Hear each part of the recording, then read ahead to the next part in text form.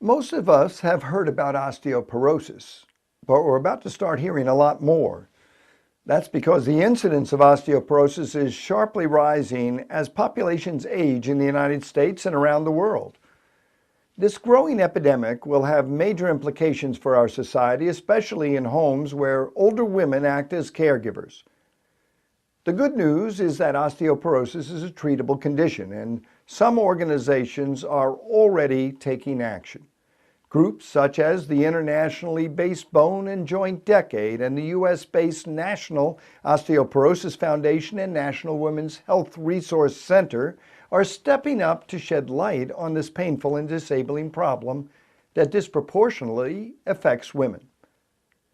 Osteoporosis is a progressive skeletal disease characterized by bone loss with consequent increases in bone fragility and susceptibility to fractures.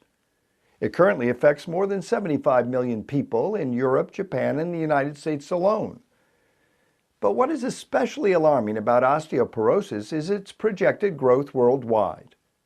In the past decade, the number of osteoporotic hip fractures has quadrupled. By 2040, the number of people over age 65 is expected to double, so the number of hip fractures will certainly continue to skyrocket as well. Osteoporosis is especially common in white and Asian women over 50. 52% have early bone mass loss and 20% have clinical osteoporosis. Hispanic women have a slightly lower incidence rate, while Black women are less often affected. White and Asian men demonstrate early bone loss 35% of the time, and 7% suffer clinical osteoporosis. And again, Hispanic and Black men are less vulnerable. The risk factors for osteoporosis are well known. They include being female, over 50, having low estrogen, being thin with a body mass index of less than 19, having low bone mass, having a history of fragility fractures in yourself or a family member, having poor nutrition with deficient calcium and vitamin D intake, smoking, excessive use of alcohol, having an inactive lifestyle, or having taken steroids or anticonvulsant drugs. Of these, being a female over 50 presents an important area of concern. Statistics show that women in this age group continue to play an important role as caregivers for aging parents, ill spouses, and others. As Amy Niles, President and CEO of the National Women's Health Resource Center, has said, quotes, "The harmful effects of osteoporosis can add an enormous burden to the already daunting task of family caregiving.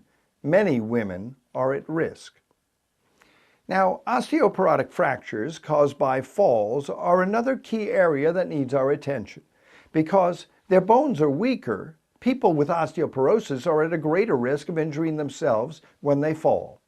By 2050, it's expected that 6.3 million people will suffer hip fractures worldwide.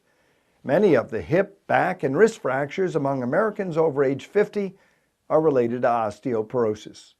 1 in every 2 women and 1 in every 4 men will suffer a fragility fracture in their lifetime.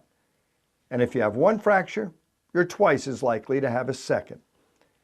When people are admitted to the hospital for care of a fragility fracture, they're usually not even evaluated for osteoporosis. In fact, 90 to 95% will go home without a bone density test. Now, clearly, osteoporosis is manageable and fractures are avoidable, but we should be much more proactive in addressing the problem. First, we must realize that sound bones are established early in life. By age 20, 98% of a woman's skeletal mass is established. Therefore, it's crucial to have proper early nutrition, high intake of calcium and vitamin D, and plenty of weight-bearing exercise. Second, healthy adult lifestyles, including exercise, excluding smoking, and practicing modest alcohol use, are preventative.